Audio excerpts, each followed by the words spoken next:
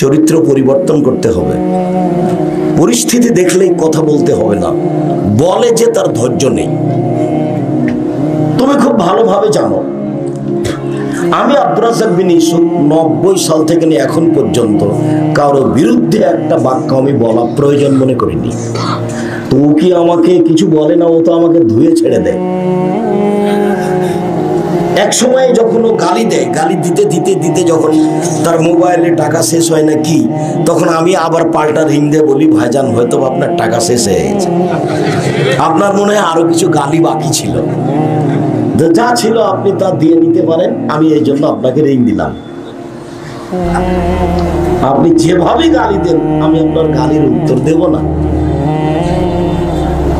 যখন সিলেট কোর্টের OC, ফেন্সিগঞ্জের OC আমাকে বলছেন, জনাব সিগনেচার করেন, মামলা তো আমি চালাবো, তখন আমি বলছি, জনাব ওসি সাহেব, আমি মানুষের বিরুদ্ধে মামলা করি না, আমি করব না। আমি যদি মামলা করি তাহলে আমি মানুষ হিসেবে মামলা চালাচ্ছি, আমি মানুষ। আর এই মামলা যদি আল্লাহ চালায় তাহলে সে আল্লাহ হিসেবে সেটা দেখবে, উনি সর্বশক্তিমান। আমি তার কি প্রতিকার করতে পারি, ও পারে না। কেন এসে আমার গাড়ি ভাঙচুর করবে? আমি কি তাকে গালি দিয়েছি? তার জমির পাশে আমার জমি, গন্ডগোল আছে। তার দোকানের পাশে আমার দোকান, তার সাথে আমার গন্ডগোল আছে। কোনোদিন তার সাথে আমার দুই কথা হয়েছে? সে আমার গাড়ি ভাঙচুর করবে কেন? আমি মামলা করে আমি প্রতিবাদী হয়ে দাঁড়াবো, ও পারে না? ও তো পারে, ও দেখো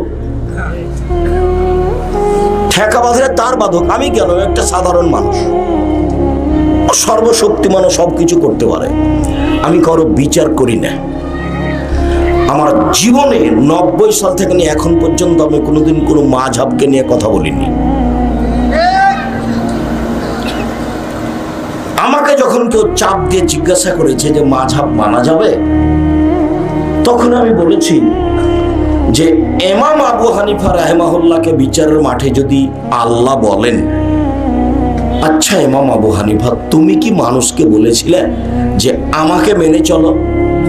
তো উনি যদি বিচারের মাঠে বলেন, না না না না আমি বলিনি, তখন আপনার কি হবে? আমি এটা উত্তর দিয়েছি। আমি মাযহাব মানা যাবে কি যাবে না এই উত্তর দিতে যাইনি, কেননা ও তো আমার কথা মানবে না।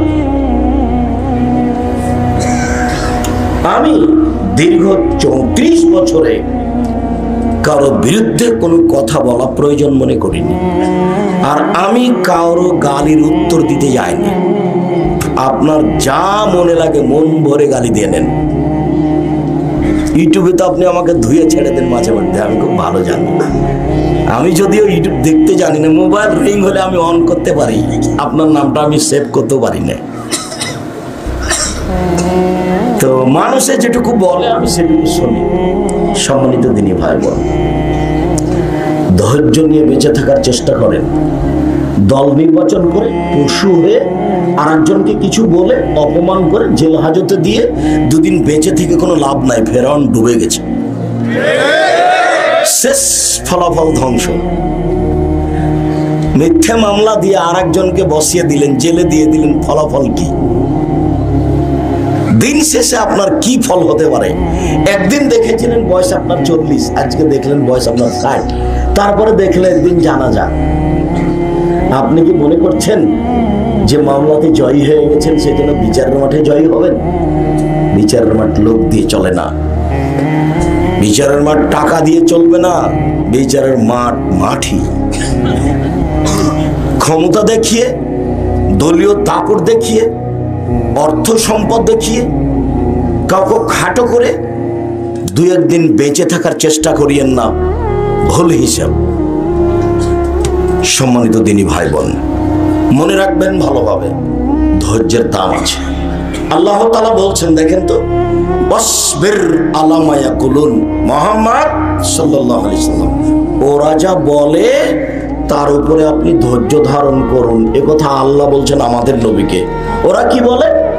এ ভণ্ড নবী, এ বলছে আল্লাহ একজন। ছি ছি ছি ছি, আল্লাহ একজন?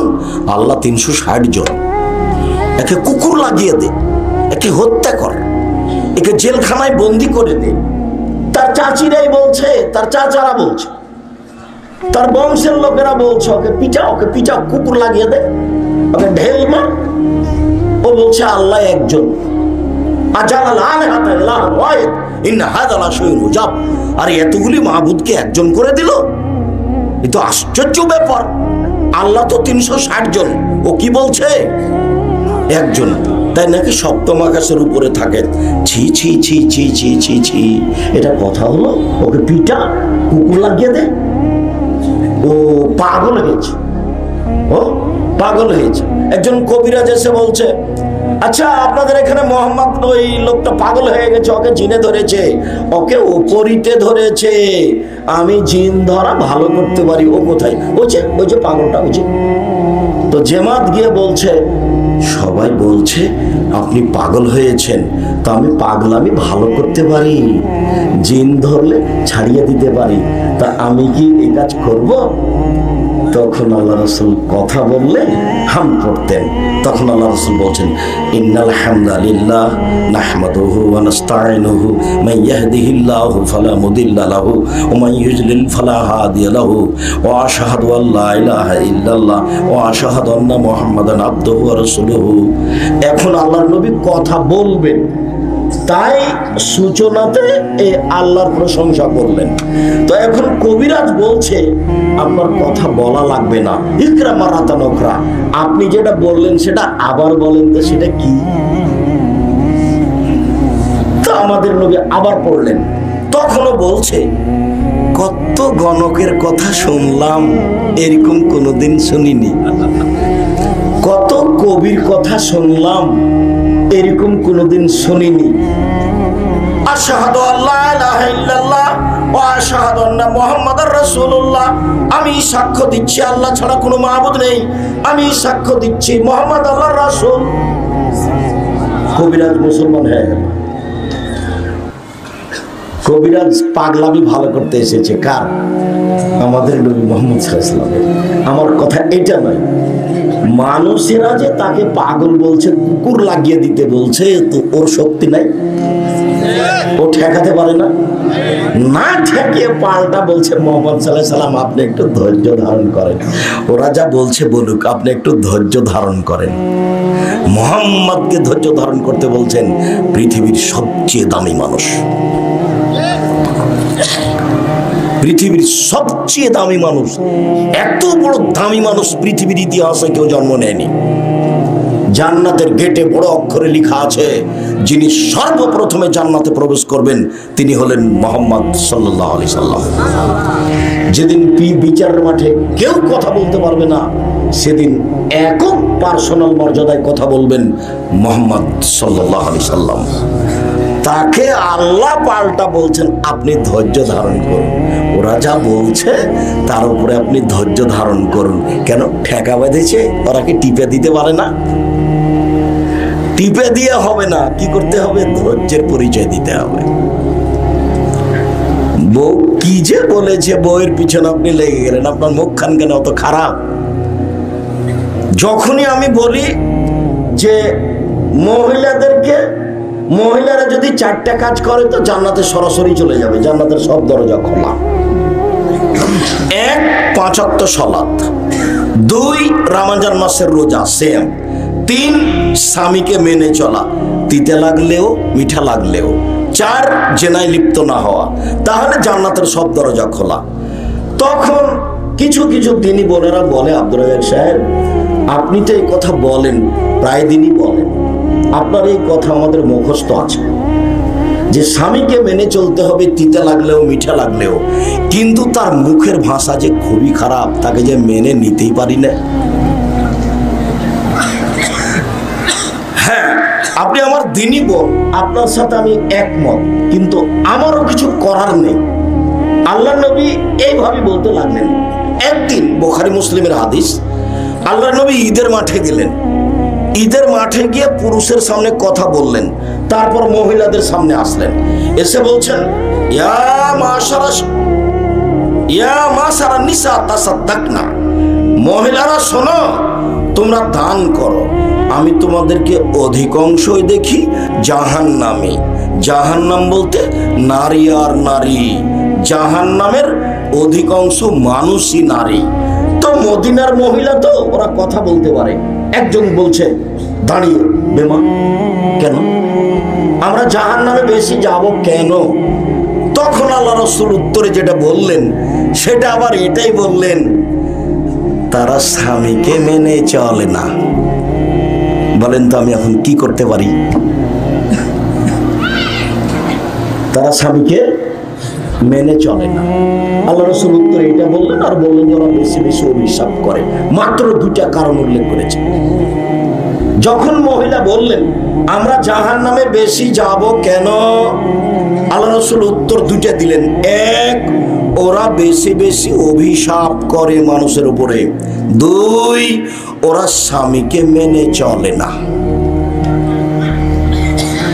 আবার দেখেন, যখন আল্লাহ রাসূল বললেন যে খায়রুন নিসায়ে, সবচেয়ে ভালো মহিলা, সবচেয়ে ভালো মানে সরাসরি জান্নাতে যাবে, ওরা কারা? এক, স্বামীর সাথে কথা বললে হাসি মুখে বলে। দুই, স্বামী আদেশ করলে পালন করে। তিন, স্বামী বাড়িতে না থাকলে নিজেকে হেফাজতে কন্ট্রোলে রাখে, কারো সাথে গল্প করে না, দেবর ভাসুরের সাথে গল্প করে না, কারো সাথে মোবাইলে প্রেমের গল্পে জড়িয়ে পড়ে না। এই তিনটা গুণ যার আছে সে হলো সবচেয়ে ভালো নারী। তার তো একটা হলো স্বামীকে মেনে চলা। এক, স্বামীর সাথে কথা বললে হাসি মুখে বলে। দুই, স্বামী আদেশ করলে মেনে চলে। তিন, স্বামী বাড়িতে না থাকলে নিজেকে হেফাজতে রাখে। এ হলো সবচেয়ে ভালো নারী। তো স্বামীকে মানা তো থাকলোই। আবার দেখেন, রাসূল সাল্লাল্লাহু আলাইহি সাল্লাম একদিন বলছেন, নবী ফিল জান্নাহ, নবীগণ জান্নাতে যাবেন, শহীদেরা জান্নাতে যাবে, সত্যবাদীরা জান্নাতে যাবে, মহিলারা জান্নাতে যাবে। এই কথা বলে থামলেন না, মহিলাদের ব্যাপারে বলতে লাগলেন, হ্যাঁ ওইসব মহিলা জান্নাতে যাবে যারা স্বামী কোনো সময় রাগ করলে হাত ধরে বলে, যতক্ষণ পর্যন্ত আপনি খুশি না হবেন ততক্ষণ পর্যন্ত আমি কোনো কিছুই খাবো না। এ হলো জান্নাতি নারী। তো শেষ বাক্যটা কি আসলো? স্বামীকে মেনে চলা। আমি কি করতে পারি? আমি আপনার সাথে আছি, আমি আপনার দিনী ভাই, আপনি আমার দিনী বোন, আপনাকে আমি অনেক ভালোবাসি, আপনি পরকাল লাভ করেন, কিন্তু আপনার স্বামীর মুখ খারাপ, তিতা লাগলেও মিঠা লাগলেও এই স্বামীকে মেনে চলতে হবে, অন্যথায় খোলা তালাক দিয়ে সরে দাঁড়াতে হবে। মাস মাস কথা বলবেন না, সপ্তাহ সপ্তাহ কথা বলবেন না, মন ভারী করে থাকবেন। আর মেয়েকে বলবেন তোর বাপকে পানি দিয়ে আয়, বৌমাকে বলবেন তোমার শ্বশুরকে খাবার দিয়ে এসো। আর কেউ যদি না থাকে, স্বামী যদি এক গ্লাস পানি চাই, সামনে নিয়ে এসে ঠকস করে ওর দিয়ে চলে যাবে। এটা কি হবে? এটা হবে না। আপনাকে স্বামীকে মেনেই চলতে হবে। আপনি আমার দিনী বোন।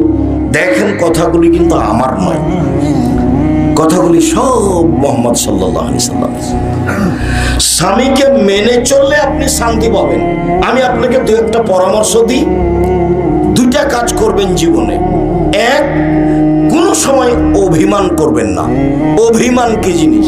শোনো, এই রোজাতে তুমি আমাকে একটা শাড়ি কিনে দিও, এটার নাম হলো অভিমান। শোনো, রোজা শেষ হলে আমাকে একটু আমার বাপের বাড়ি যেতে দিও, এর নাম হলো অভিমান।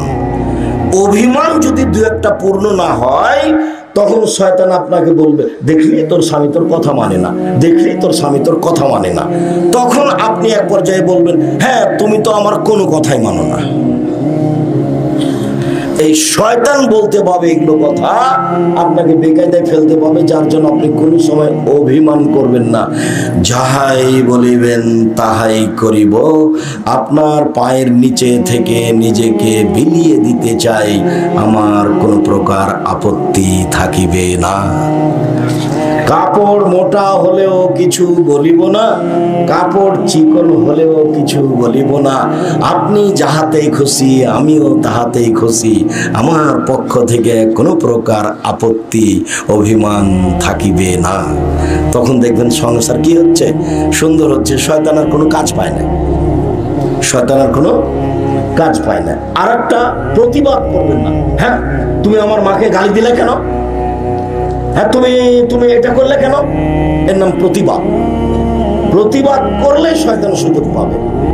দেখ, এই যে তোকে মানলো না, এই যে তোর মাকে গালি দিল, এই যে তোর বোনকে গালি দিল, এই যে এই কথা বললো, শয়তান আপনাকে খালি খেপিয়ে তুলবে। আর আপনি যখন প্রতিবাদ করবেন তখন ওয়ে খেপে যাবে, ওয়ে খেপে গিয়ে বলবে এই বাড়াবাড়ি করিস না, তোকে তালাক দিয়ে দেবো। তো দে, 2 তালাক দে, তো যা 1 2 3 যা, চল যা, 3 তালাক হয়ে গেছে। এখন বলছে যে হুজুর বলছে যে 1 রাতের জন্য বিবাহ দিতে হবে না। এখন বাঁচার পথ পেলে আব্দুর রাজ্জাক স্যার যাও, তো বলছে মিথ্যে কথা বলে না। আমি জীবনে কোনো মিথ্যে কথা বলিনি।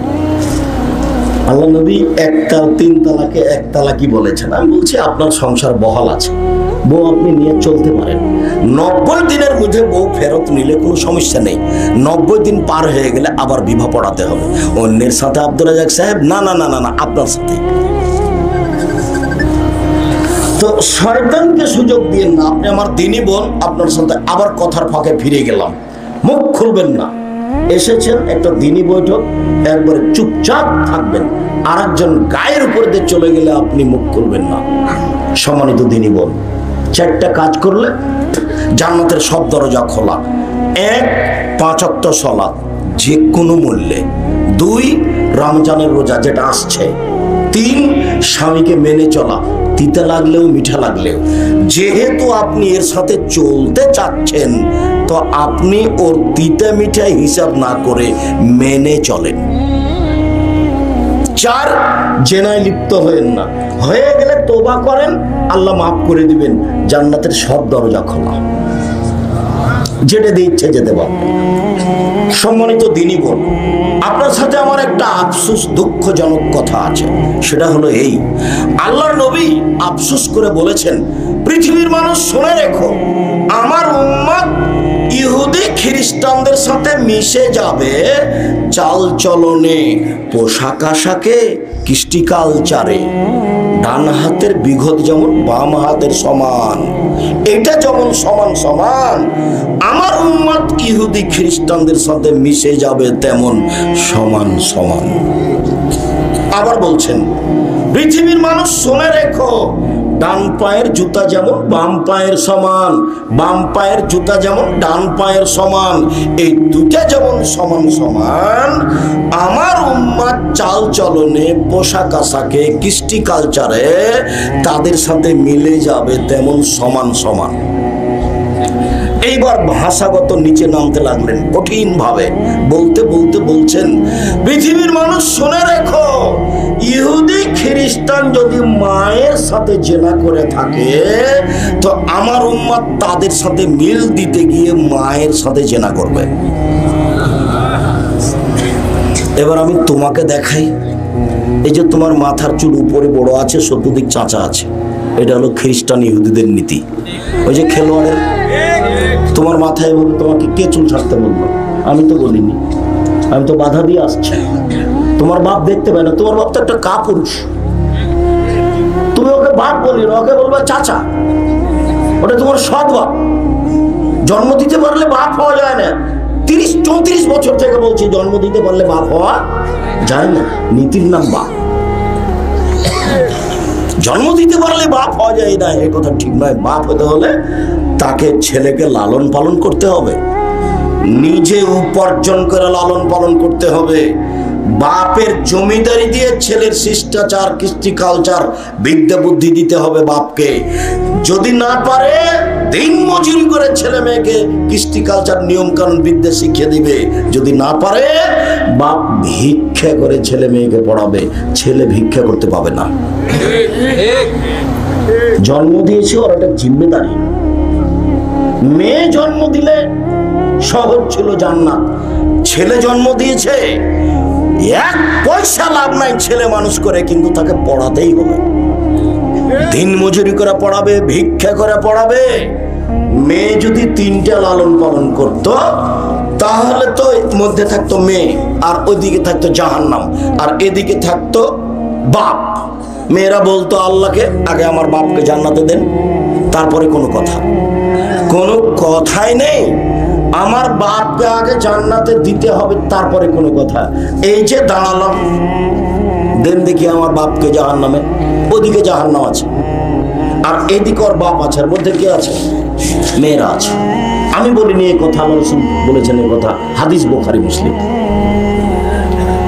আর তিনটা যদি তোমার মেয়ে হয় তাহলে তুমি বউকে তালাক দিবে, তো তোর তিনটা বেটি তোকে রাখবে না, তোকে তালাক দিয়ে দেবে।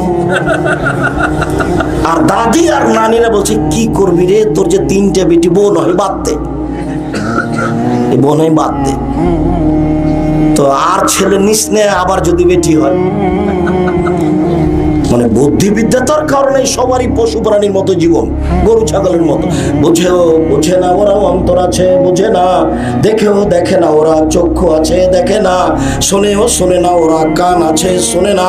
উলাইকা কালানাম, তারা পশু প্রাণীর মতো, তারা গরু ছাগলের মতো, তারা কুকুর শৃগালের মতো, বালু মাজাল বরং তার চেয়ে খারাপ। এ কথা আল্লাহ বলছে। মানুষ পশু প্রাণীর মতো, গরু ছাগলের মতো, খাচ্ছে হাঁটছে, দিন কাটাচ্ছে, কোনো হিসাব নাই, কোনো বিবেচনা নেই। অবাক কথা, আপনার ছেলের গেঞ্জিটাতে 47 লেখা আছে, এই গেঞ্জি কেন? আপনার ছেলের গেঞ্জিটাতে 10 লেখা আছে, এই গেঞ্জিটা আপনার ছেলের গায়ে কেন? আমি আব্দুর রাজ্জাক বিন ইউসুফ, এই গেঞ্জিটা আমার কাছে আসে যদি, ওকে আমি টয়লেট পেপার হিসেবে ব্যবহার করব না। ওকে যদি পায় তো আগে থুথু দিব গেঞ্জিটাতে, দিয়ে পা দিয়ে ড্রেনে ফেলে দেবো নিচে, ওকে আমি হাতও দেবো না। সেটা আপনার ছেলের গায়ে।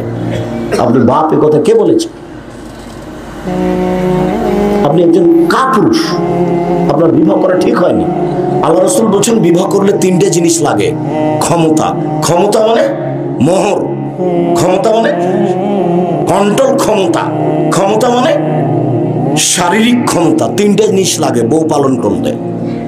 1 টাকা, 2 শারীরিক ক্ষমতা, 3 কন্ট্রোল ক্ষমতা। তিনটে জিনিস দিয়ে বউ লালন পালন করতে হয়। চোখ যেভাবে ঘুরে বউ সেভাবে চলে, তার নাম ক্ষমতা। চোখ যেভাবে ঘুরে বউ সেভাবে চলে, তার নাম ক্ষমতা। বউ লালন পালন করার জন্য তিনটে জিনিস লাগে। 1 টাকা, 2 শারীরিক ক্ষমতা, 3 কন্ট্রোল ক্ষমতা। সবটির সমন্বয়ে ক্ষমতা যদি না থাকে, তো আল্লাহ রাসূল বলছেন তুমি রোজা থাকো, তুমি রোজা থাকো, তুমি রোজা থেকে থেকে যৌবন ধ্বংস করে দাও, তুমি বিবাহ করিও না। হাদিস বুখারী মুসলিম। আমি জবাব দিব? আমি কেন জবাব দিব? আপনার মেয়ে এখন এখানে বসে আছে, ওই একটা পায়জামা পরে আছে, স্কিন পায়জামা। যে পায়জামা পরলে শরীরের অঙ্গ প্রত্যঙ্গ তো বোঝা যায়, লজ্জা স্থানও বোঝা যায়। জবাব আমি দিব? আপনি দিন। কেন পায়জামা পরে আছে? আমার প্রতিষ্ঠানে যদি আপনার মেয়ে পড়তো আর এই পায়জামা যদি পরে ঢুকতো, তাহলে তাকে ঘরে পাঠিয়ে প্রধান শিক্ষিকা পায়জামা পরিবর্তন করে তার সামনে আগুন জ্বালিয়ে দিয়ে দেখাতো তাকে।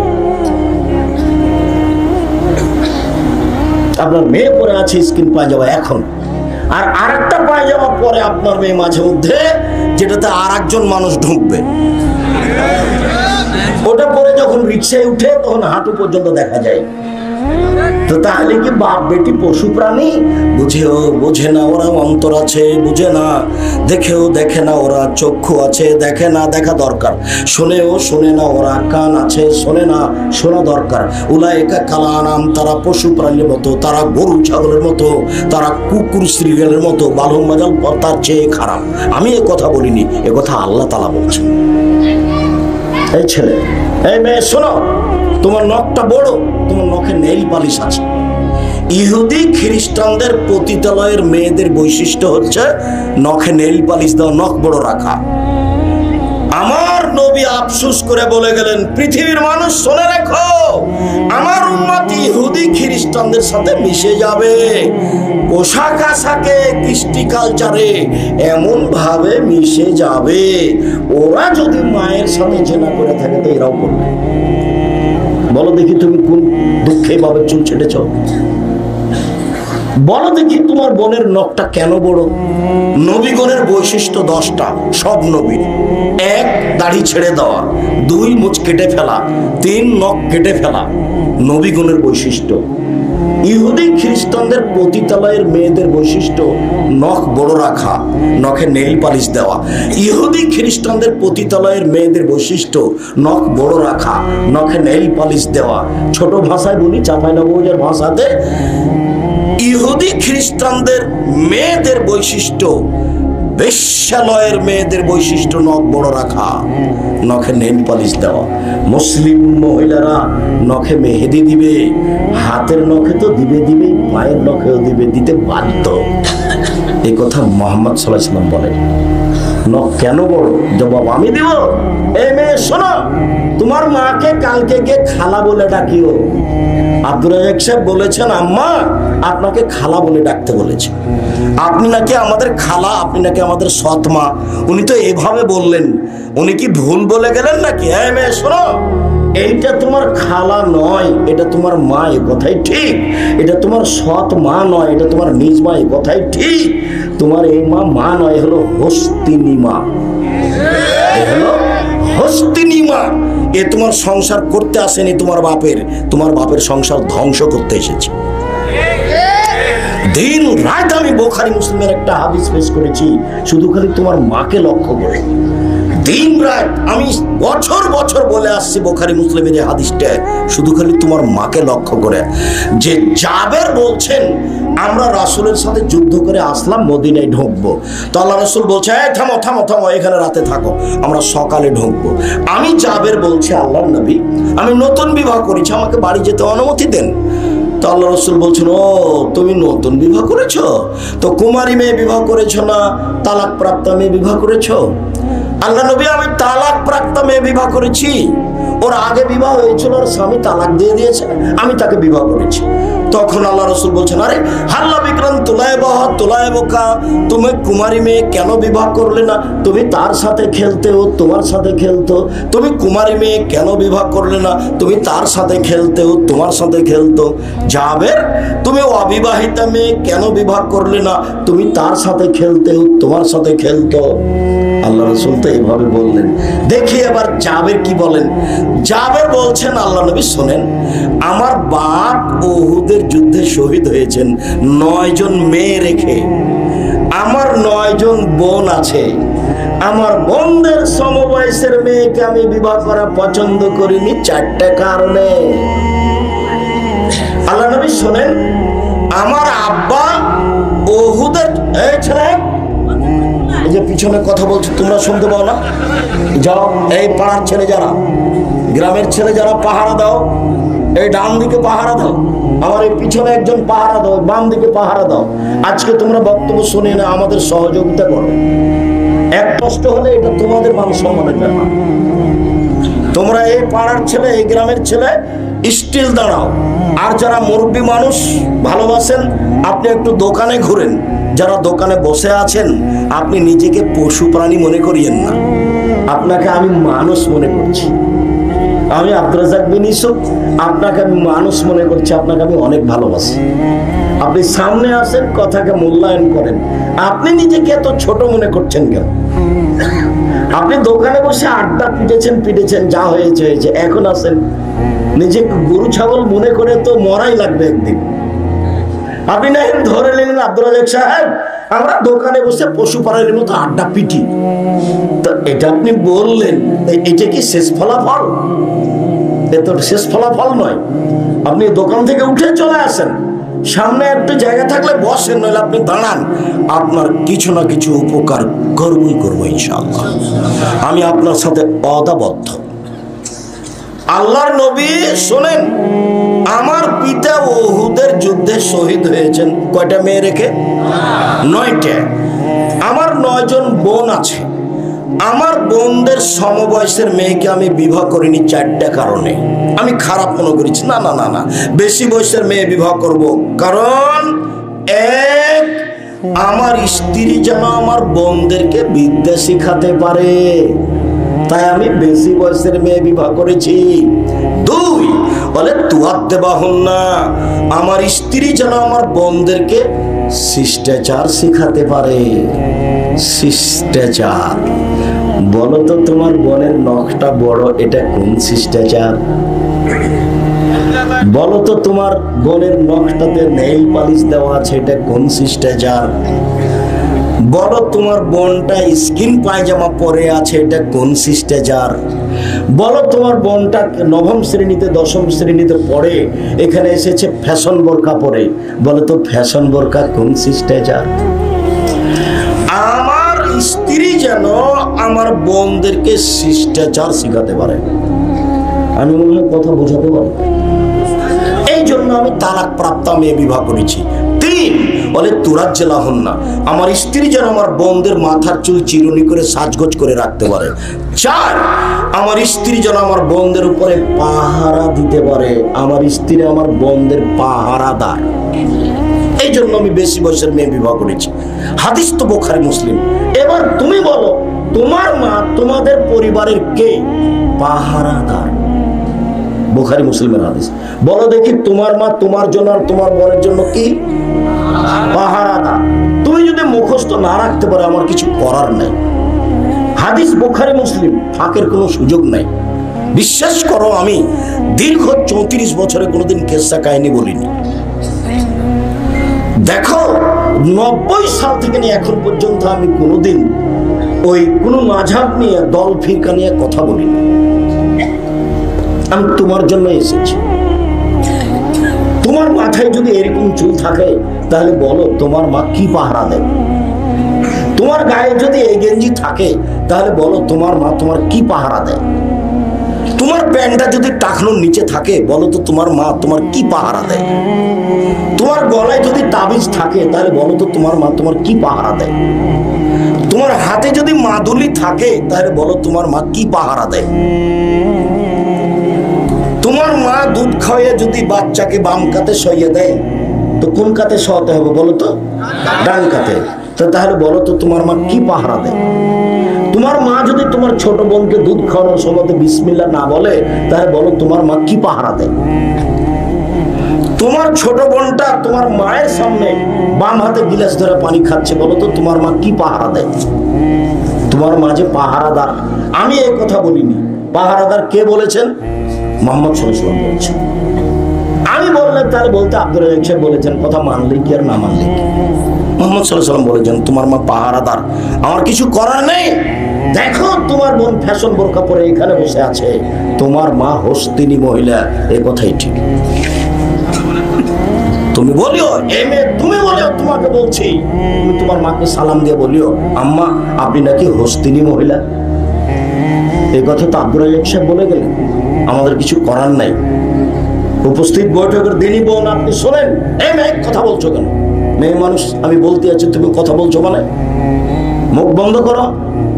সম্মানিত দিনী বোন, মা হলে 4টে জিনিস লাগে। 1, বাচ্চাকে বিদ্যা শিখাতে হবে। 2, বাচ্চাকে শিষ্টাচার শিখাতে হবে। 3, বাচ্চাকে সাজগোজ করে রাখতে হবে। 4, বাচ্চাকে পাহারা দিতে হবে। আপনাদের মনে হয় কথাগুলো মনে থাকবে না। মা হলে বাচ্চার জন্য মা কি করবে? 4টে জিনিস করবে। সম্মানিত দিনী ভাই বোন, ধৈর্যের পরিচয় দিবেন।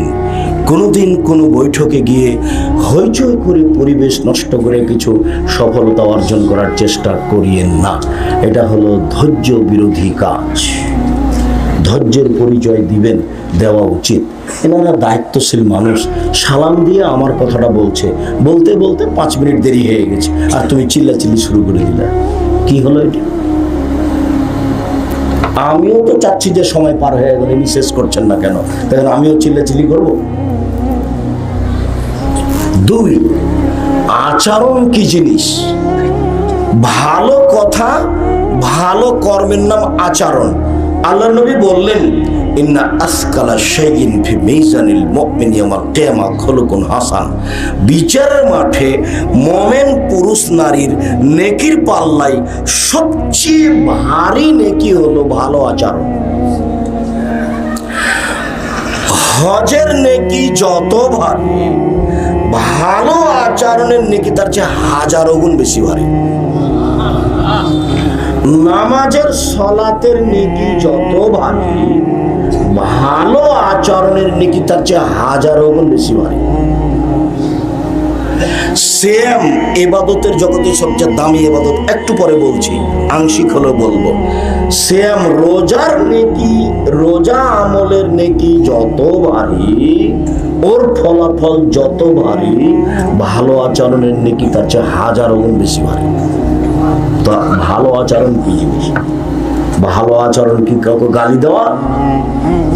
এক মিনিট, এই ছেলে দেখো তো, আমি অটোতে বসে আছি, তুমি একটা ব্যাগ নিয়ে তাড়াহুড়া করে অটোতে উঠে গেছো, তো তোমার ব্যাগটা আমার মুখের উপর এসে লেগে গেছে।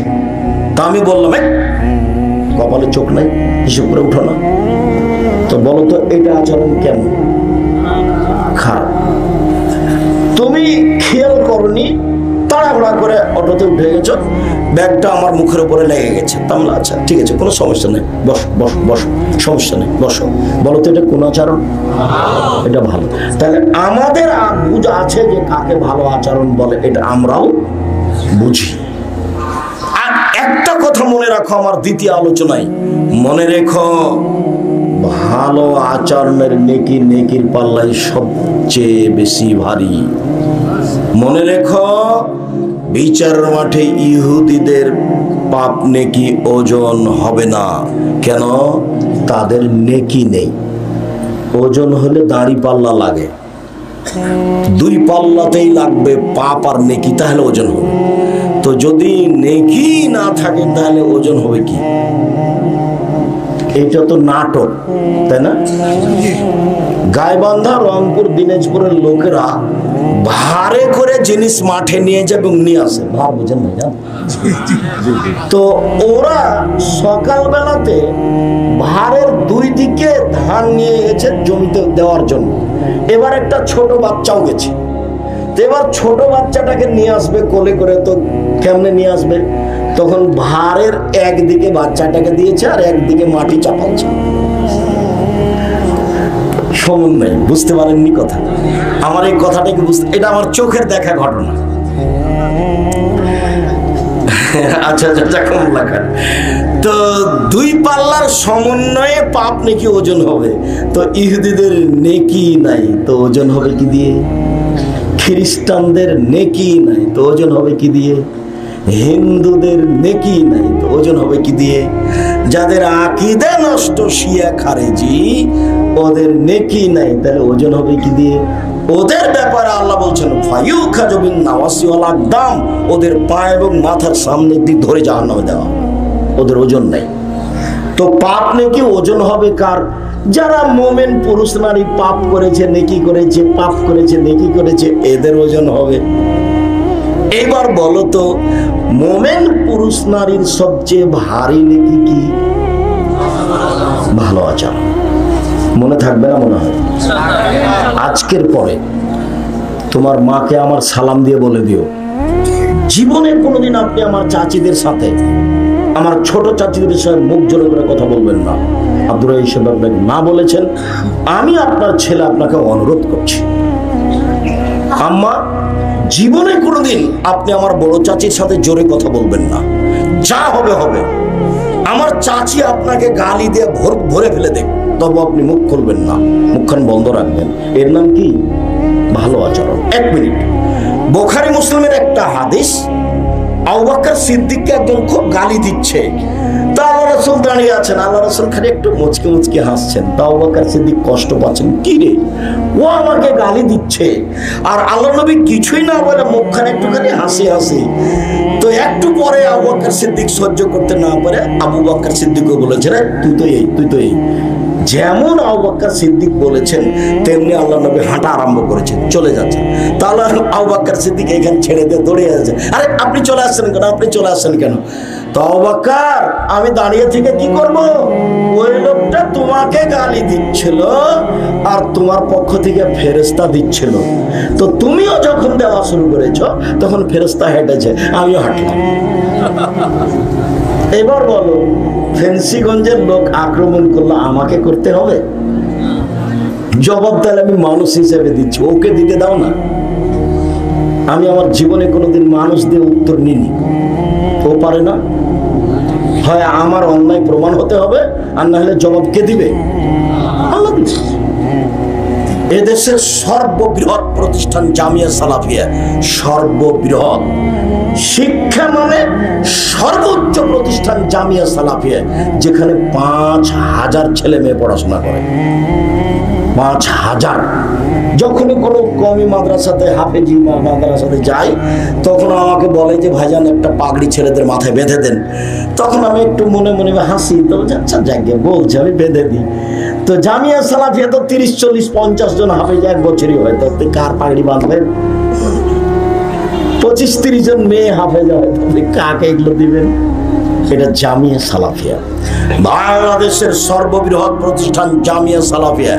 আমার মনে বড় সাথ, আমি এই দেশের মাটিতে উন্নত মানের প্রতিষ্ঠান গড়বই গড়বো ইনশাআল্লাহ, যেখানে ছেলে মেয়ে বাংলা, ইংরেজি, আরবি উন্নত মানের শিক্ষা অর্জন করে জাতির অন্যায়ের বিরুদ্ধে লড়বে, মুখে কলমে মিডিয়ায় লড়বে ইনশাআল্লাহ।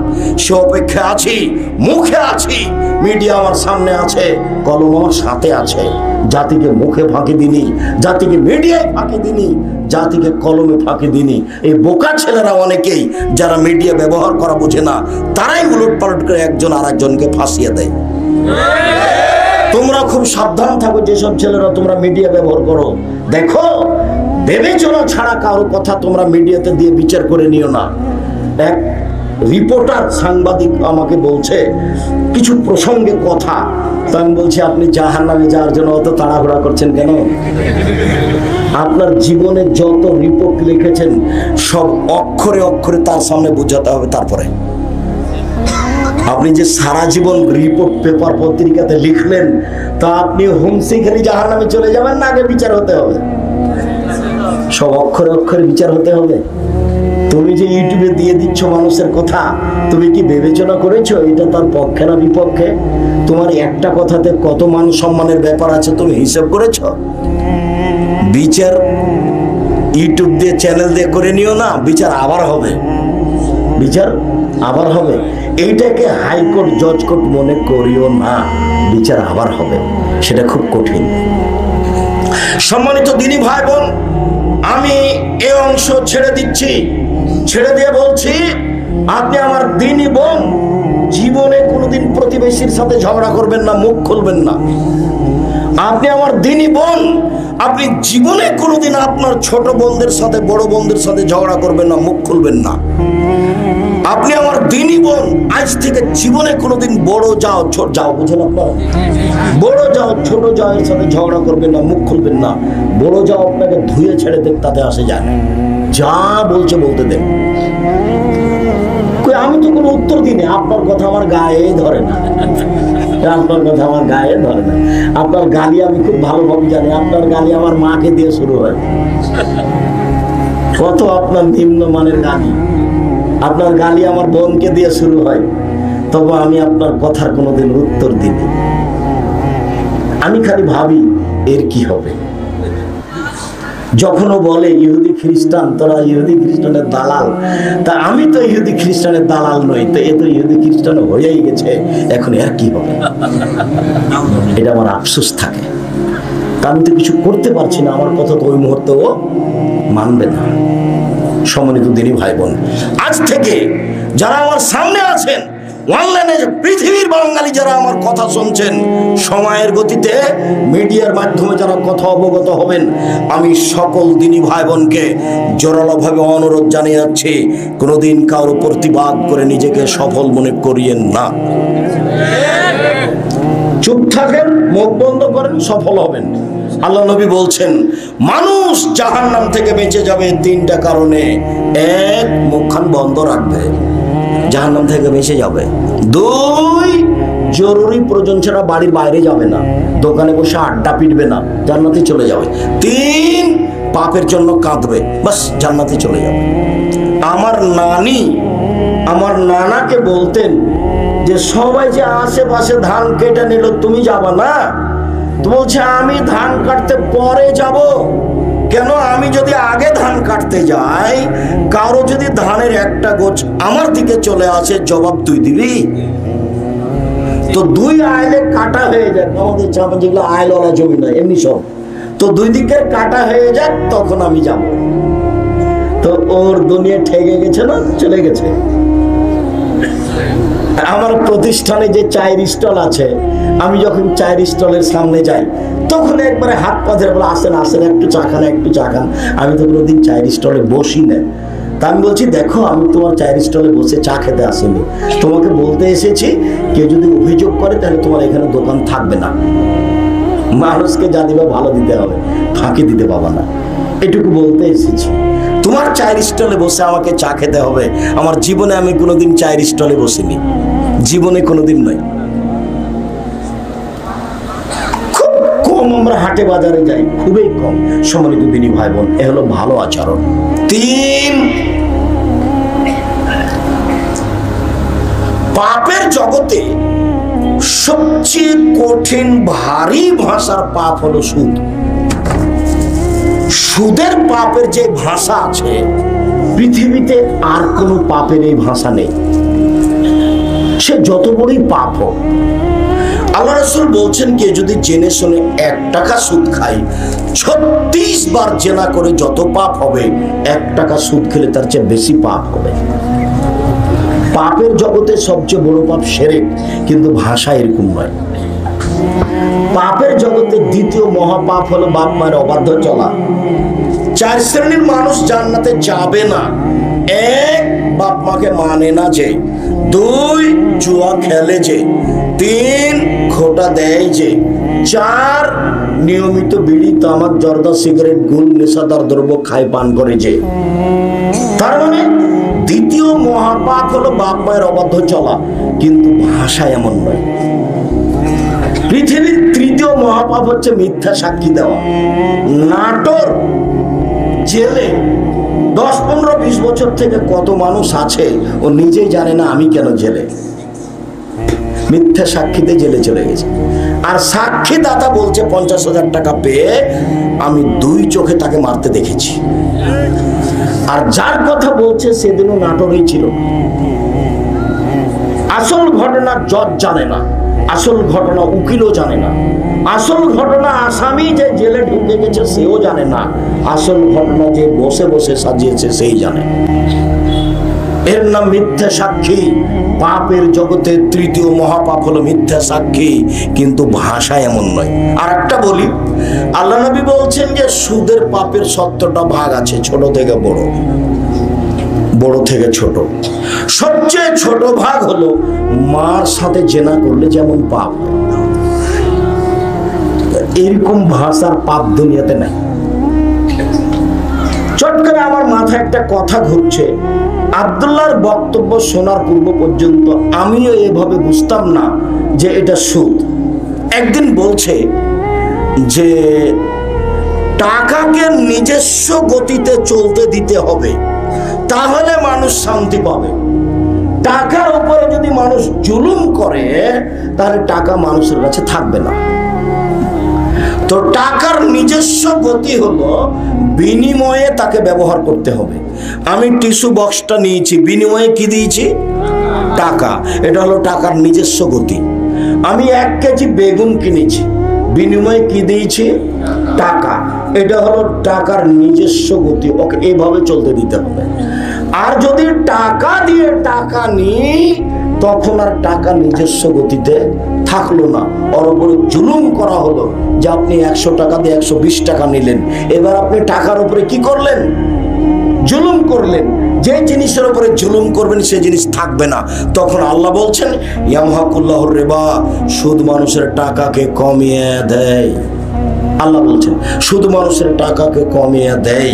আর আল্লাহ নবী বলছেন সুদ যদিও বাহ্যিকভাবে বাড়ে, শেষ পরিণতি নিঃস্ব। আল্লাহ নবী বলছেন সুদ যদিও বাহ্যিকভাবে বাড়ে, শেষ পরিণতি নিঃস্ব। তখন আব্দুর রাজ্জাক বিন ইউসুফ বলছেন আল্লাহ বলেছেন এই, নবী বলছেন এই, ফলাফল যারা সুদ খাবে তাদেরকে একদিন না একদিন ভিক্ষা করতেই হবে। হয় সে করবে, না হয় তার ছেলে করবে, না হয় তার নাতি করবে। এই টাকা থাকবে না, এই টাকা থাকবে না। এর নাম সুদ। পাপের জগতে এর চেয়ে ভারী পাপ আছে, কিন্তু ভাষায় এমন নয়। ভারী পাপটা হলো মদ। কেউ যদি একবার মদ খায় তাহলে 40 দিন আল্লাহকে নিজের দিকে করতে পারবে। 40 দিন আল্লাহ আমার ভুল হয়েছে মাফ করো, আল্লাহ আমার ভুল হয়েছে মাফ করো, আল্লাহ আমার ভুল হয়েছে মাফ করো। এভাবে কতদিন লাগবে? 40 দিন। কেউ যদি মদ খায় 40 দিন নামাজ কবুল হবে না। ইউ অবাক পাপ।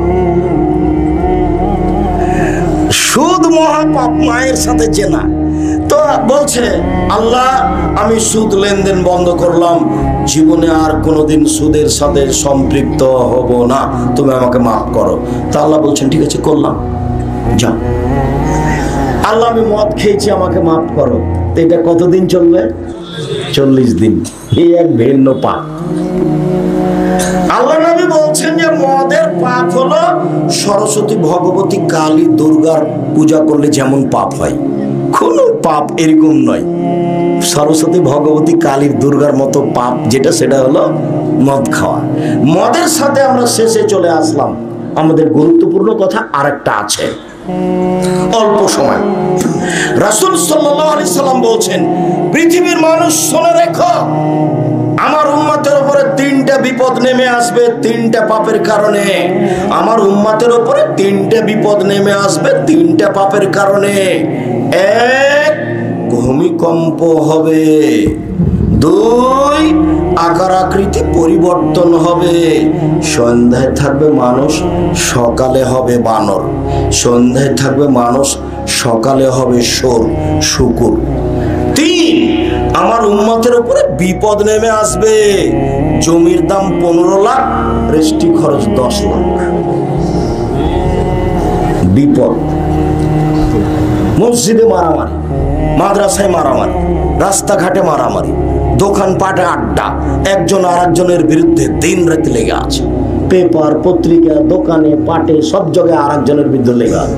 কেউ কাউকে মানে না। আমার উম্মতের উপরে বিপদ নেমে আসবে 3টা পাপের কারণে। 3টা বিপদ। 1, ভূমিকম্প হবে। 2, সমস্যা নেমে আসবে। যেই জিনিস ছিল গত জানুয়ারিতে 10 টাকা কেজি, সেটা হলো আজকে 40 টাকা কেজি, কয়েকদিনের ব্যবধানে। আমার উম্মতের উপরে বিপদ নেমে আসবে। 3, আকার আকৃতি পরিবর্তন হবে। সন্ধ্যায় থাকবে মানুষ, সকালে হবে শুয়োর। সন্ধ্যায় থাকবে মানুষ, সকালে হবে বানর। 3টা পাপের কারণে। 1, এই যে সারেবুল খমরা, আমার উম্মত যখন মদ পান করবে।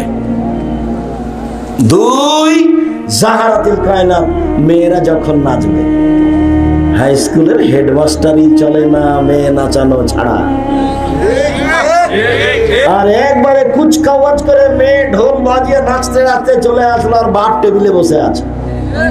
ওই দেখছে বেটি কেমন নাচতে পারে। এ বাপ না পশু প্রাণী? বুঝেও বুঝে না ওরা, অন্তর আছে বুঝে না, দেখেও দেখে না ওরা, চক্ষু আছে দেখে না, শুনেও শুনে না ওরা, কান আছে শুনে না। উলাইকা কালানাম, তারা পশু প্রাণীর মতো, তারা গরু ছাগলের মতো, তারা কুকুর শ্রীগের মতো, বালু মাজার বরং তার চেয়ে খারাপ। ইন্নামা ইয়াতাযাক্কারু উলুল আলবাব, উপদেশ গ্রহণ করে শিক্ষিত মানুষ। এই ছেলে, বাপ টেবিলের চেয়ারে বসে আছেন, মেয়ে নাচছে, বলো দেখি বাপ শিক্ষিত মানুষ? ছেলের 2 কানে ইয়ারফোন চলছে, ডান দিকে মা আর বাম দিকে বাপ বসে আছে, বলো বাপ মা শিক্ষিত মানুষ? ধর্ম বেচে খায়ও না, তোমার নিজস্ব ধর্মের দাম আছে। এই এমন অবাক ধর্ম যে 1 গিলাস পানি পান করতে 5টা বিধান লাগে। কারোর সাথে মিল খায় না। আর এই মানুষের বানানো নয়, সরাসরি উপরওয়ালা বলেছে, মাধ্যম মুহাম্মদ সাল্লাল্লাহু আলাইহি ওয়াসাল্লাম, যার জন্য এর পরিবর্তন হয় না। সম্মানিত দিনী ভাই বোন, কথা আমার, এক, নেশাদার দ্রব্য, দুই, মেয়েরা নাচবে, তিন, বাদ্যযন্ত্র প্রকাশ পাবে। সব মোবাইলে বাজনা বাজে, সব মোবাইলে মেয়ে নাচে, প্রায় সব দোকানেই বাজনা বাজে, সব দোকানে প্রায় মেয়ে নাচে, প্রায় সব ঘরে বাজনা বাজে, সব ঘরে প্রায় মেয়ে নাচে। আমার উম্মতের উপরে তিনটা বিপদ নেমে আসবে, তিনটা পাপের কারণে। এক, আমার উম্মত যেদিন মদ খাবে, দুই, আমার উম্মতের মেয়েরা যেদিন নাচবে, তিন, যেদিন বাদ্যযন্ত্র প্রকাশ পাবে সেদিন তিনটা বিপদ নেমে আসবে। তার একটা হলো আকার আকৃতি পরিবর্তন হবে, সন্ধ্যায় থাকবে মানুষ, সকালে হবে শোর। একটু বলি, আল্লাহ নবী কেন বললেন না ওরা হয়ে যাবে কুকুর, ওরা হয়ে যাবে সাপ ব্যাং? এ কথা বললেন না কেন? আল্লাহ রাসূল কেন বললেন না ওরা হয়ে যাবে শ্রীগাল, ওরা হয়ে যাবে কুকুর? এ কথা বললেন না কেন? কেন বললেন হয়ে যাবে শোর, হয়ে যাবে বানর? মনে রাখবেন, পৃথিবীতে একটা অনুকরণীয় প্রাণী আছে, ওই প্রাণী যত অনুকরণ করতে পারে পৃথিবীর আর কোনো প্রাণী তত পারে না। বলেন তো সেই প্রাণীটা কি? বানর। যেদিন মুসলমান ইহুদি খ্রিস্টানের অনুকরণ করবে, পোশাক আশাকে, পোশাক লেবাসে, খাতা কলমে, কৃষ্টি কালচারে, অফিস আদালতে, নিয়ম কারণে, সেদিন এরা হয়ে যাবে বানর। আরেকটা পশু আছে যার কোনো অনুভূতি নাই, একেবারে অনুভূতিহীন প্রাণী, সেটা হলো শুয়োর। গরুর অনুভূতি আছে। এই ছেলে, এখানে গোবর আছে, গোবরের সাথে ঘাস উঁচু হয়ে আছে, তুমি গরুকে নিয়ে যে খাওয়াও দেখি, খাবে না। গরুর অনুভূতি আছে। একটাই প্রাণী অনুভূতিহীন, বলতো সেটা কি? শুয়োর। যেদিন মুসলমান হয়ে যাবে অনুভূতিহীন মানুষ, সেদিন এরা সন্ধ্যায় থাকবে মানুষ, সকালে হবে শুয়োর। তোমার মাথার চুলটা এরকম হয়ে আছে, তোমার একটু অনুভূতি কাজ করে না? কেন কাজ করে না? কেন তোমার মাথার চুলটা এরকম? তোমার প্যান্টটা কেন এমন? তোমার এই গেঞ্জিটা কেন এমন? তোমার অফিস আদালত কেন এমন? এইভাবে কেন সাজানো হয়েছে? এটাই তাদের গতি, এটাই তাদের বিধি। তাই তো আব্দুল্লাহ সারা দেশ ঘুরে এসে, পৃথিবীর কতগুলো দেশ ঘুরে এসে বলছে, আব্বু মক্তব চালু করতে হবে, ভিত্তিগত শিক্ষা দিতে হবে। খুব কষ্ট হয় আব্বু, পদ্মা সেতু তৈরি করবে, ম্যানেজার হলো ওরা আর কামলা হলাম আমরা, কিষান কামলা হলাম আমরা, আর ওরা হলো ইঞ্জিনিয়ার, ওরা হলো ম্যানেজার। এটা কষ্ট হয়। এই জাতিকে শিখাতে হবে ইসলাম ধর্ম কি জিনিস, ভিত্তিতে তাকে কোরআন শিখাতে হবে, তাকে আদর্শবান করে গড়ে তুলতে হবে। চলেন যাই, দেশ জুড়ে মক্তব চালু করি, যেখানে থাকবে ইসলামের আদর্শের শিক্ষা, কায়দা হোক, আদর্শ শিক্ষক সেটাই হোক না কেন, সেটাই হলো আপনার আদর্শ শিক্ষা ভিত্তিগতভাবে। হঠাৎ দেখছি একদিন গাড়ির গায়ে লেখা আছে আদ-দাওয়া ইলাল্লাহ। আমি বলছি, আব্বু আদ-দাওয়া ইলাল্লাহ কি জিনিস?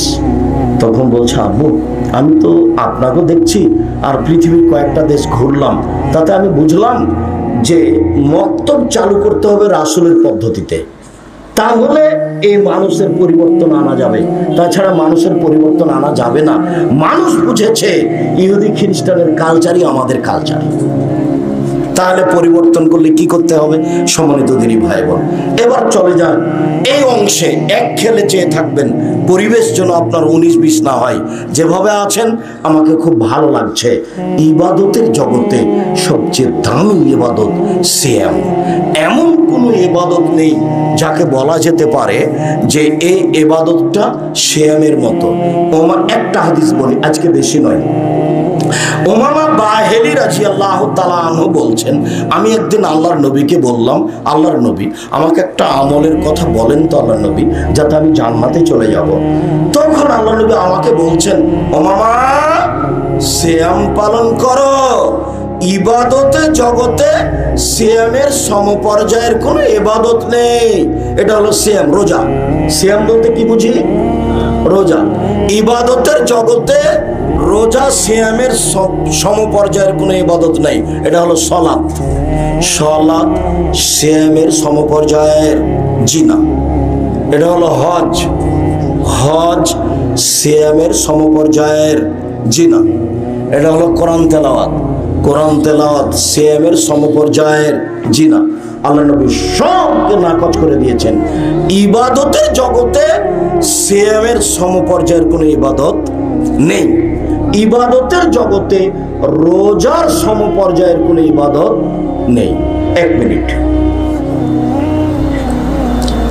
আল্লাহ নবী বলছেন কুল্লু আমার ইবনে আদম ইজাফুল হাসানাতু বিআশরি আমসালিহা সাবে মিয়াতে যে আদম সন্তানের সব নেকি 10 থেকে 700 হয়। আরো আরো আরো আদম সন্তানের সব নেকি 10 টাকা দান করলো, আল্লাহ বলছেন ফেরেশতা 10 নেকি লিখো, 700 করো, আরো করো, আরো করো। সালাত আদায় করলো, নেকি লিখো, 700 করো, আরো করো। আল্লাহ তাআলা বলছেন তবে সেম আমার ব্যাপার, প্রতিদান আমি দিব। রোজা আমার ব্যাপার, প্রতিদান আমি দিব। সেমের কোনো নেকি নাই। এরকম সেমের একটা বিনিময় আছে, জান্নাত। সুবহানাল্লাহ।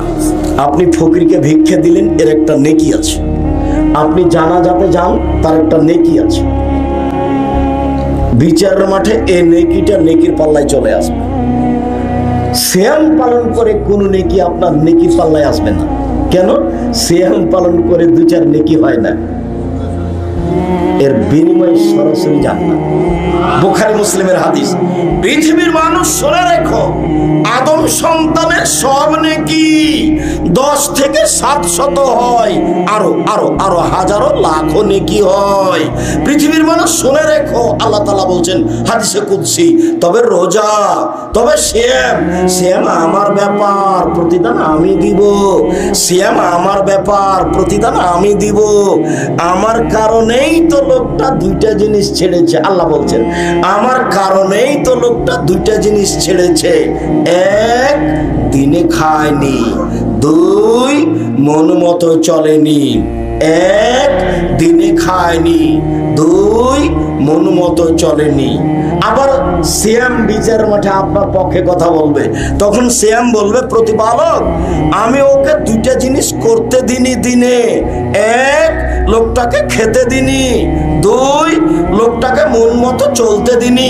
তুমি আমার একটা কথা শোনো, লোকটাকে জান্নাতে দাও। সিয়াম বলবে, রোজা আপনার পক্ষে বলবে প্রতিপালক তুমি আমার একটা কথা শোনো, লোকটাকে আমি 2টা কাজ করতে দিনি। 1, দিনে খেতে দিনি। 2, মন মতো চলতে দিনি। তুমি আমার একটা কথা শোনো, লোকটাকে জান্নাতে দাও। তখন আল্লাহ বলবেন সিয়াম রোজা তোমার কথা মেনে নিলাম, আমি তাকে জান্নাতে দিলাম। আব্দুর রাজ্জাক সাহেব, আপনার কথা আমরা বুঝেছি, তো একটা কথা অস্পষ্ট থাকলো। আপনি যে বললেন খেতে দিনি, এটা তো বুঝলাম, কিন্তু মন মতো চলতে দিনি এটা বলে কি বললেন যে বুঝতে পারিনি। যে মন মতো চলতে দিনি, সকালে উঠে সুন্দর করে দাড়ি চাঁচতে দিনি, এটা হলো মন মতো চলা। খাওয়া দাওয়ার পরে রাত 10টা 11টা 12টা পর্যন্ত দোকানে বসে আড্ডা পিটতে দিনি, আমি তাকে মন মতো চলতে দিনি। সুদ ঘুষ খেতে দিনি, আমি তাকে মন মতো চলতে দিনি। জুলুম অত্যাচার নির্যাতন করতে দিনি, আমি তাকে মন মতো চলতে দিনি। মেয়েটাকে ফ্যাশন বোরকা পরে চলতে দিনি, আমি তাকে মন মতো চলতে দিনি।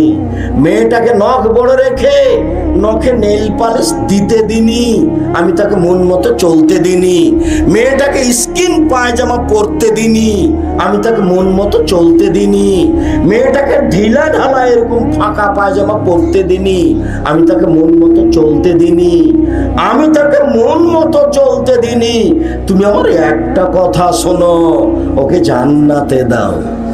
তা আল্লাহ বলবেন দিলাম, এর নাম সিয়াম। চলেন 2-1 মিনিট। ফরজ সিয়ামের পরে সবচেয়ে দামি সিয়াম হলো মুহররমের সিয়াম। আল্লাহর নবী 4টে জিনিস জিনিস কখনো ছাড়েননি, মনে রাখতে হবে। এক, মুহররমের সিয়াম। দুই, যুলহিজ্জার 9টা সিয়াম। তিন, প্রতি মাসে 3টে সিয়াম। চার, ফজরের 2 রাকাত সুন্নাত। এই ছেলে বসো,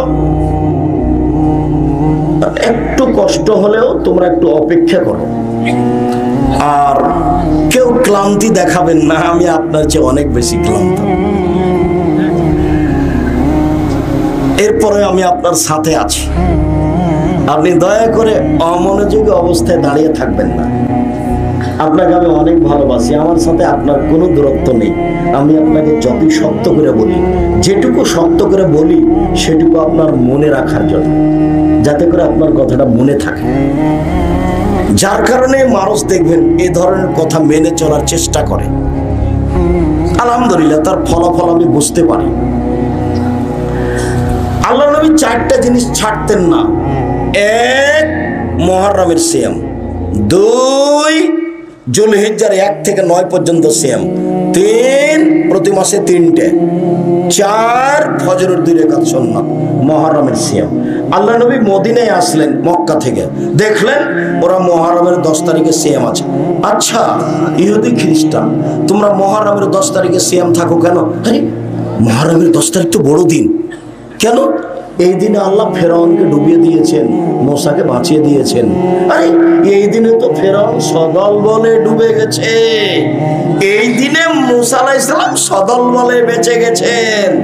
তাই তো মুসা শুকরিয়া আদায় করে, আল্লাহ এইভাবে তুমি বাঁচিয়ে দিলে আমাকে, আর ফেরাউনকে তুমি এইভাবে ডুবিয়ে দিলে। যারা কতদিন বললো আমি আল্লাহ, এইভাবে ডুবিয়ে দিলে তাকে, আমি তোমার কি শুকরিয়া আদায় করি। আজ আমি সিয়াম থাকলাম, রোজা থাকলাম। তখন ইহুদি খ্রিস্টানরা বলছে আমরা সেই সুন্নাত পালন করে 10 তারিখে সিয়াম থাকি। তখন মুহাম্মদ সাল্লাল্লাহু আলাইহি ওয়াসাল্লাম বলছেন, আরে শোনো না না, আকরাবে মুসা মিনকুম, তোমরা মুসার সুন্নাত পালনে যত অধিকার রাখো, আমি তার চেয়ে অনেক অনেক অনেক বেশি হক রাখি। অতএব আমিও মুহররমের 10 তারিখে সিয়াম থাকলাম। সঙ্গী সাথী, তোমরা মুহররমের 10 তারিখে সিয়াম থাকো। যেমন বলেছেন সঙ্গী সাথী তোমরা মুহররমের 10 তারিখে সিয়াম থাকো, সঙ্গী সাথী একবারে খেপে বলা শুরু করেছে, আরে বলেন কি, আপনি তো দিনরাত বলছেন ইহুদি খ্রিস্টানের বিরোধিতা করতে হবে। এই যে আপনি বললেন ডান হাতের বিঘত যেমন বাম হাতের সমান, ডান পায়ের জুতা যেমন বাম পায়ের সমান, আমার উম্মত মিশে যাবে তাদের সাথে সমান সমান। মানে আপনি খারাপ বাসেন, কথা বোঝা জানি মনে হয়। ওরা যদি মায়ের সাথে জেনা করে, আমার উম্মত মায়ের সাথে জেনা করবে। আপনি দিনরাত বলছেন তাদের বিরোধিতা করো, আর আপনি সিয়াম থাকবেন মুহররমের 10 তারিখ। এটা হলো, এটা তোদের বড় দিন। মনে হয় বোঝা গেল না কথা? বোঝা গেছে? তোমরা কেউ ঘুমিয়ে থাকে না, আর একজনের গায়ে হাত দিয়ে থাকিও না। কথা শেষের দিকে চলে এসেছে, কথা বুঝতে পারবে না, এটা লস হয় না জানার। তার মানে মুহররমের 10 তারিখে আমরা সিয়াম থাকবো না, এটা সাহাবীরা বললেন। এবার চলেন দেখি আল্লাহ রাসূল কি বলছেন। আচ্ছা আচ্ছা, ঠিক আছে, হ্যাঁ তাদের তো বিরোধিতা করতে বলছি। শোনো, লাইন বাকাইতুল কাবিলিন, আমি যদি সামনে বছর বেঁচে থাকি মুহররমের 9 তারিখও সিয়াম থাকবো। 9 তারিখ হবে বিরোধিতা, 10 তারিখ হবে শুকরিয়া। 9 তারিখ হবে বিরোধিতা, 10 তারিখ হবে শুকরিয়া। এবার আমাদের সেম কয়টা দাঁড়ালো? 2টে। মনে থাকবে? 9 কেন বিরোধিতা, 10 কেন শুকরিয়া? মনে থাকবে তো? আল্লাহ নবী বললেন কেউ যদি মুহররমের 2টে সিয়াম থাকে বিগত 1 বছরের পাপ ক্ষমা হয়। তিনি বললেন কেউ যদি আরাফার 1 দিন সিয়াম থাকে আগে পরে 2 বছরের পাপ ক্ষমা হবে। তিনি বললেন আমি তোমাদেরকে সারা বছর সিয়াম পালনের 2টা পদ্ধতি দিয়ে গেলাম। 1 রমজান আর প্রতি মাসে 3টে। 1 রমজান, প্রতি মাসে 3টে। সারা বছর সিয়াম পালনের নেকি পাবা, সারা বছর সিয়াম পালনের নেকি পাবা। মহিলাদের হাইজের কারণে যদি মাসের 13, 14, 15 না হয়, 18, 20, 22, 26 যেটা হবে হোক, আরবি মাসে হলেই হলো। বোঝা গেল না? আরবি মাসে হলেই হলো তিনটে, আর কি রমজান, সারা বছর সিয়াম পালনে নেকি হবে। এই সাইডে চলে আসি এবার, এটা সহজ। কি? রমজান এবং শাওয়ালের 6টা। কেউ যদি শাওয়াল মাসের 6টা সিয়াম থাকে আর রমজান থাকে, তাহলে সে সারা বছরের সিয়াম পালনের নেকি পাবে। ইবাদতের জগতে সবচেয়ে দামি ইবাদত সিয়াম। এই জন্য তো দাউদ আলাইহিস সালাম সপরিবারে সিয়াম থাকতেন। একদিন সিয়াম, একদিন এমনি, একদিন সিয়াম, একদিন এমনি, একদিন সিয়াম, একদিন এমনি। যার কারণে তো আমাদের নবী মুহাম্মদ সাল্লাল্লাহু আলাইহি সাল্লাম খুব বেশি সিয়াম থাকতেন। একদিন সিয়াম, 2 দিন এমনি, একদিন সিয়াম, 2 দিন এমনি, একদিন সিয়াম, 2 দিন এমনি। নবীগণ সিয়াম পালন করে আল্লাহকে সন্তুষ্ট করতে চেয়েছেন। এবার চলেন যাই বৃহস্পতিবার, সোমবার সিয়াম। আল্লাহ নবী বলছেন, পৃথিবীর মানুষ শুনে রেখো, তুরফাউল আমাল ইলা রাব্বিল আলামিন ইয়াউমুল খামিস ওয়াল ইসনাইন। বৃহস্পতিবার, সোমবার মানুষের পাপ নেকি আল্লাহর কাছে পেশ করা হয়। আমার মন চায়, আমি ভালোবাসি, আমার রিপোর্টটা যখন আল্লাহর কাছে সাপ্তাহিক পেশ করা হবে, তখন আল্লাহ দেখুক আর যে আমি সিয়াম আছি। না, দেখো আমার রিপোর্টটা, দেখো তুমি, আমি সিয়াম আছি। আমি চাই তুমি আমার রিপোর্টটা সিয়াম অবস্থায় দেখো। যার কারণে কোন কোন দিন সিয়াম থাকতেন? বৃহস্পতিবার আর সোমবার। সম্মানিত দিনী ভাই, মুরব্বী, আপনাকে আমি অনুরোধ জানাচ্ছি, আজ থেকেই বৃহস্পতিবার, সোমবার সিয়াম থাকতে হবে। আগামীকাল সোমবার আছে, যে কোনো মূল্যে চেষ্টা করেন। একদিন বয়স ছিল 40, তারপর দেখলেন 60, তারপর দেখবেন একদিন জানাজা। এর নাম দুনিয়া। আপনি অনুরোধ রক্ষা করেন। ইবাদতের জগতে সবচেয়ে দামি ইবাদত সিয়াম, যার বিনিময় কি বলেন তো? জান্নাত। এখানে 2-4-5 নেকি নেই, 2-4-500 নেকি নেই, বিনিময়ই জান্নাত। উপস্থিত বৈঠকের মুসলিম বোন, এই মেয়ে কথা বলছো কেন? মেয়ে মানুষ, বাড়িতে থাকো, কোথাও যাওয়া লাগে না, আজ থেকেই শুরু করো। আপনি আমার দিনী বোন, আপনাকে আমি অনুরোধ করছি, আজ থেকেই শুরু করেন। আপনি অন্তত 2 দিন শুরু করেন। কোন কোন দিন? সোমবার আর বৃহস্পতিবার। সম্মানিত দিনী ভাই বোন, এইবার চলেন যাই 15ই শাবান। কিভাবে? আয়েশা রাদিয়াল্লাহু তাআলা আনহা বলেন, কানান নবী সাল্লাল্লাহু আলাইহি ওয়াসাল্লাম শাবানা কুল্লাহু, আল্লাহর নবী পুরো শাবান সিয়াম থাকতেন। আয়েশা রাদিয়াল্লাহু তাআলা আনহা বলেন, কানান নবী সাল্লাল্লাহু আলাইহি ওয়াসাল্লাম শাবানা ইল্লা কালিলা, আল্লাহর নবী পুরো শাবান সিয়াম থাকতেন, তবে শেষে কয়েকটা বাদ দিতেন। উম্মু সালমা রাদিয়াল্লাহু তাআলা আনহা বলেন, লা ইয়াসুমু শাহরাইন মুতাতাবিআইন ইল্লা শাবান আর রমাজান, আল্লাহর নবী পরস্পর 2টা সিয়াম থাকতেন, 2 মাস, শাবান ও রমাজান। আল্লাহ নবী পরস্পর 2 মাস সিয়াম থাকতেন, শাবান ও রমাজান। তিনি বেশি বেশি সিয়াম থাকতেন শাবানে। ও সময় ইবনে যায়েদ বলছেন, আচ্ছা আল্লাহর নবী, আপনি শাবান মাসে এত বেশি বেশি সিয়াম থাকেন কেন? এবার একটা কথা আপনাদেরকে বলে দিই, জিজ্ঞাসা। আব্দুর রাজাক সাহেব, জি, আপনি শাবান মাসে এত বেশি সিয়াম থাকতে বলছেন কেন? এই জিজ্ঞাসাটা মনে থাকবে না? এই ছেলে, ঘুমাচ্ছ নাকি? ওসামা ইবনে যায়েদ বললেন, আল্লাহর নবী, আপনি শাবান মাসে এত বেশি সিয়াম থাকেন কেন? এটা জিজ্ঞাসা কার? একজন সাহাবী। কাকে? আল্লাহ রাসূলকে। দেখেন তুমি কি বলছেন। আরে শোনো, যাকা শাহরুন, এটা একটা মাস, রজব ও রমজান। রজব ও রমজানের মাঝে এটি একটি মাস যাতে মানুষ বেখিয়াল থাকে। রজব ও রমজানের মাঝে এটি একটি মাস যাতে মানুষ বেখিয়াল থাকে। তুরফাউল আমালু ফিহি ইলা রাব্বিল আলামিন ওয়া নাউহিবের ফালে ওয়াল সাইম, বাৎসরিক রিপোর্ট পেশ করা হয় এই মাসে। আমার মন চায় বাৎসরিক রিপোর্ট আমার দেখুক সিয়াম অবস্থায়। দেখো, তার জানা ছিল না সেদিন কোন দিন, তার জানা ছিল না সেদিন কোন দিন। এবার রিপোর্ট ধরার জন্য কি করতেন তিনি? বেশি বেশি সিয়াম থাকতেন, রোজা থাকতেন। বুঝাতে পারলাম না। এই ছেলে, খেয়াল করো, আবার বলি, জিজ্ঞাসাটা বলেন তো দেখি, জিজ্ঞাসাটা কি? আল্লাহর নবী, আপনি শাবানে বেশি রোজা থাকেন কেন? আল্লাহর নবী, আপনি শাবান মাসে বেশি সিয়াম থাকেন কেন? এবার উত্তর শোনো, এটা একটা মাস, মানুষ বেখিয়াল থাকে। এই মাসে বাৎসরিক রিপোর্ট কার কাছে পেশ করা হয়? আল্লাহর কাছে। আমার মন চায় যে আমার রিপোর্টটা বাৎসরিক দেখুক, কি অবস্থায়? সেম অবস্থায়। তার উত্তর মনে থাকবে না? জিজ্ঞাসা মনে থাকবে? সাহাবীর নাম মনে না থাকে। একজন সাহাবী জিজ্ঞাসা করলেন, আপনি শাবান মাসে বেশি বেশি রোজা থাকেন কেন? এটা জিজ্ঞাসা মনে থাকবে না আপনার? তো আল্লাহর নবী বললেন, শাবান মাসে বাৎসরিক রিপোর্ট পেশ করা হয় মানুষের। আমার মনটা চাই, আল্লাহ দেখো আমার রিপোর্টটা, দেখো তুমি সেম অবস্থায় রোজা অবস্থায় দেখো দেখো, এই জন্য। তাহলে তার জানা ছিল না সেদিন কোন দিন। কিভাবে কিভাবে ভারত, বাংলাদেশ, পাকিস্তানের আলেম ওলামা জেনে নিলেন সেদিন 15 শাবান। তাই তারা কলকারখানা, অফিস আদালত, কোর্ট কাছারি, শিক্ষা প্রতিষ্ঠান সবকিছু বন্ধ করে রাতে গোসল করে আতর গোলাপ মেখে দিনে রোজা থাকে, যে ব্যাপারে আল্লাহর নবী কিছুই বলেননি। আল্লাহ তুমি মাফ করো। দিনী ভাই, আপনাকে আমি কষ্ট দিনি। আমার সামনে মিডিয়া আছে।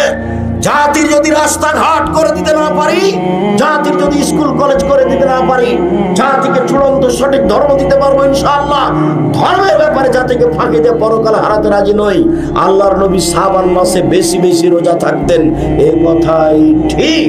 15 শাবান নয়, রিপোর্টের জন্য বেশি সিয়াম থাকতে হবে, এ কথাই ঠিক। 1 থেকে 15 দিন পর্যন্ত সিয়াম থাকতে হবে, এ কথাই ঠিক।